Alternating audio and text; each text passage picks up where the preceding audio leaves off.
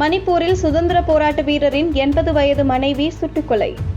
மோடி ஏன் வாய் திறக்கவில்லை என மகன் கேள்வி. சுதந்திர போராட்ட வீரரின் மனைவியும் பாஜக கூட்டணி கட்சியான மணிப்பூர் மக்கள் கட்சியின் துணைத் தலைவருமான டாக்டர் இபோம்சா என்பவரின் தாயாரை குக்கி கும்பல் சுட்டுக் கொன்றதாக புகார் தெரிவித்துள்ளார். பிரதமர் மோடி இதுகுறித்து ஏன் வாய் திறக்கவில்லை என்றும் கேள்வி எழுப்பியுள்ளார். இதுகுறித்து பேட்டியளித்த டாக்டர் இபோம்சா, தாங்கள் மெய்த்தி சமூகத்தை சார்ந்தவர்கள் என்றும் தங்கள் வீட்டை குக்கி பழங்குடி கும்பல் முற்றுகையிட்டு தாக்குதல் நடத்தியதாக குறிப்பிட்டுள்ளார். அவர்கள் சரமாரி துப்பாக்கிச்சூடு நடத்திய நிலையில் தனது 80 வயது தாயார் துப்பாக்கிச் சூட்டில் உயிரிழந்ததாகவும் அவரது உடலை அவர்களே தீ வைத்து எரித்து விட்டதாகவும் குற்றம் சாட்டியுள்ளார். மூதாட்டியை காப்பாற்ற சென்ற தனது மருமகனும் துப்பாக்கி குண்டு பாய்ந்து மருத்துவமனையில் உயிருக்கு போராடி வருவதாக குறிப்பிட்டுள்ளார்.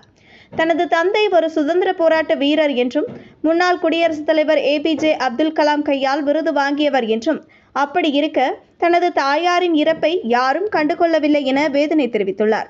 குக்கி பழங்குடியின பெண்களுக்காக பேசிய மோடி மெய்த்தி பெண்களுக்காக ஏன் பேசவில்லை என அவர் கேள்வி எழுப்பியுள்ளார்.